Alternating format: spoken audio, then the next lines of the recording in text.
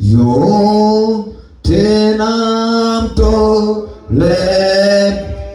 Yesu, na mpa moyo wote, tampenda siku zote, na mwandama kirasa. Turudie kumwambia yote namtolea Yesu, na mwandama kirasa, tampenda siku zote, na mwandama kirasa, yote kwa Yesu,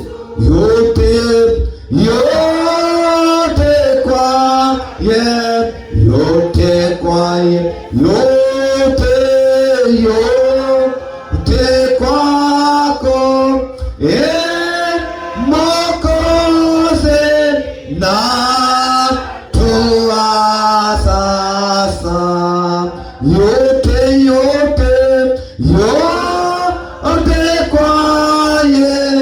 yote kwa maisha yangu, yote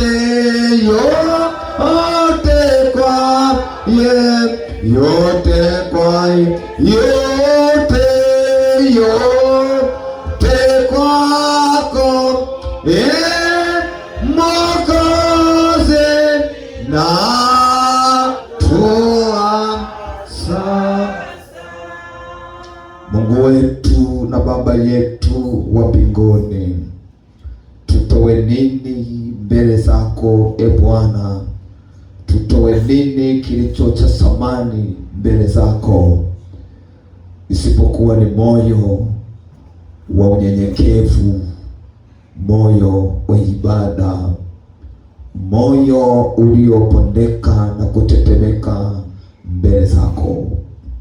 Ulisema katika neno lako la Zaburi kwamba mtu huyu ndiye nitakayemwangalia, mtu anaposikia neno na kutetemeka na kupondeka, mtu mwenye moyo uliopondeka.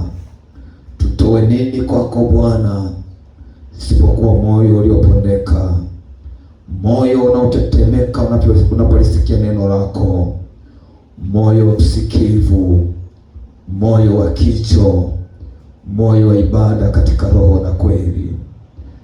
Tunashuka, tunajinyenyekeza, tunaanguka kwako katika ibada hii. Roho Mtakatifu mwalimu, Roho Mtakatifu kiongozi, tuongoze, tufundishe, tuguse kwa nguvu zako katika ibada hii. Katika ibada hii tukutane na wewe kwa neno, tukutane na wewe katika misa, tukutane na wewe katika sadaka, tukutane na wewe katika uimbaji, tukutane na wewe katika sala na maombi. Katika jina la Yesu tumeomba, na wote tuseme amen. Keti katika kiti chako. Bwana Yesu asifiwe. Nilitangaza Jumapili iliyopita, na leo kwenye matangazo yangu kidogo nimelisahau tangazo, lakini naomba nilitangaze tena kwamba tunakusudia kuwa na ibada ya kumshukuru Mungu aliyetufanikisha kumaliza salama nusu ya kwanza ya mwaka, na tunaingia nusu ya pili ya mwaka. Tunamshukuru Mungu. Nimeita ni ibada ya shukurani ya familia zote, na itafanyika tarehe 5 ya mwezi wa 7. Bwana Yesu asifiwe. Waendelee kuomba na kukusii, ndugu yangu, jiandae kwa ajili ya ibada hiyo nzuri ya kumshukuru Mungu, ya kumrudishia Mungu shukurani zetu aliyetuvusha katika mambo mbalimbali, mambo mengi kwa miezi 6 ya kwanza, na tumeingia miezi 6 ya pili ya mwaka. Bwana Yesu asifiwe. Na leo katika matafakari ya neno la Mungu, japokuwa leo wazo ni kumtegemea Mungu, tutapita kuangalia shukrani. Tutapita kuangalia ama kujifunza kuhusu kumshukuru Mungu, na somo ambalo nakufundisha kwa dakika hizi chache linasema nguvu ya sadaka ya shukrani madhabahuni pa Mungu. Nguvu ya sadaka ya shukrani madhabahuni pa Mungu. Na katika ibada hii najitahidi kukufundisha, japokuwa ni kwa uchache, nisikuhubirie. Najitahidi kukufundisha. Bwana Yesu asifiwe. Japokuwa ni kwa uchache, lakini hivyo hivyo. Kwa hiyo kama unaweza kuwa unaandika, jiandae kuweza kuandika. Kuna mistari mingine nitakutajia, kuna mistari mingine nitanukuu kutokana na muda, sitaisoma, na nyingine nitaisoma. Wewe ile ambayo utakayokuwa na nukuu na kuitaja, wewe ichukue, itakusaidia kuendelea kujifunza nyumbani. Shukrani ni nini? Shukrani ni nini? Ziko tafasiri nyingi na sitaweza kuzungumza zote kwa sababu ni ibada, lakini ninaleta chache ambazo nimezichambua nizilete kwako. Ya kwanza kabisa, kushukuru ni kusema asante. Unaweza kusema kwa neno asante.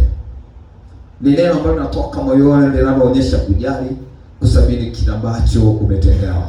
Unasema asante. Bwana Yesu asifiwe. Lakini kwa haya ambayo nimeandika mahali hapa, mambo mawili kuhusu shukrani, ninaomba nianze kuyataja. Kushukuru ni kujipima mbele za Mungu namna unavyotii maagizo ya Mungu katika maisha yako. Kushukuru ni kujipima mbele za Mungu namna unavyotii maagizo ya Mungu katika maisha yako. Kwenye Kumbukumbu la Torati ambalo nalisoma sura ya 8 linatoa maagizo ya Mungu. Kumbukumbu la Torati sura ya 8, tutasoma mstari michache. Tutasoma mstari wa 11 mpaka 14, 17 mpaka 18. Kumbukumbu la Torati sura ya 8 mstari wa 11. Anasema, jihadhari usije ukamsahau Bwana Mungu wako kwa kutozishika amri zake na hukumu zake na sheria zake ninazokuamuru leo. Angalia, utakapokuwa umekula na kushiba na kujenga nyumba nzuri na kukaa ndani yake, na makundi yako ya ng'ombe na kondoo yatakapoongezeka, na fedha yako na dhahabu yako itakapoongezeka, na kila kitu ulicho nacho kitakapoongezeka, basi hapo moyo wako usiinuke ukamsahau Bwana Mungu wako aliyekutoa katika nchi ya Misri, katika nyumba ya utumwa. Naweza nikaishia hapo kidogo.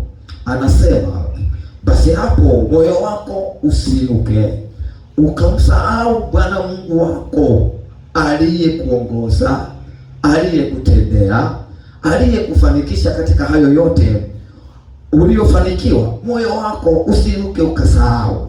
Nini maana yake mahali hapo? Kwamba moyo wako usikose shukurani kwa Mungu, kwamba kwa miezi 6 haya niliyokuwa nayo, pumzi niliyokuwa nayo, nguvu niliyokuwa nayo, kila kitu ambacho nimeweza kuwa nacho kwa miezi 6, nimekula, nimeshiba, watoto wangu wameenda shule, muhula wa kwanza, muhula wa pili, wamerudi salama na watarudi shule, wamefanya vizuri kwenye masomo yao, nyumba yangu imekuwa na amani.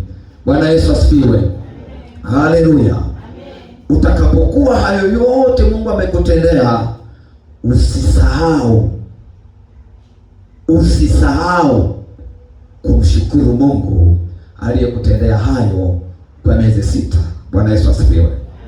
Bwana Yesu asifiwe, kanisa la Mungu. Usifanyeje? Usisahau. Na ndio maana ule mstari wa 11 ameanza kwa uandishi wa athari. Ujiadhari. Amen. Ujiadhari. Akaanza kutaja vitu vingi kwenye maisha, na ndivyo hivyo kwenye maisha yetu, kwamba utakapokuwa umekula, umefanyaje? Umeshiba.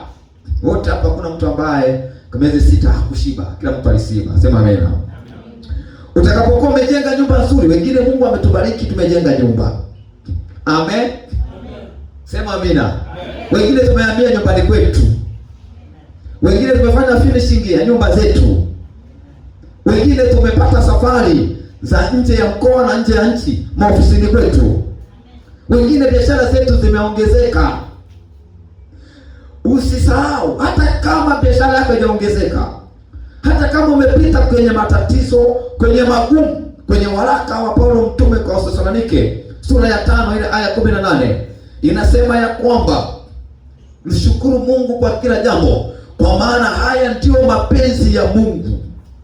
Mshukuru Mungu kwa maana tujui mapenzi ya Mungu ni nini.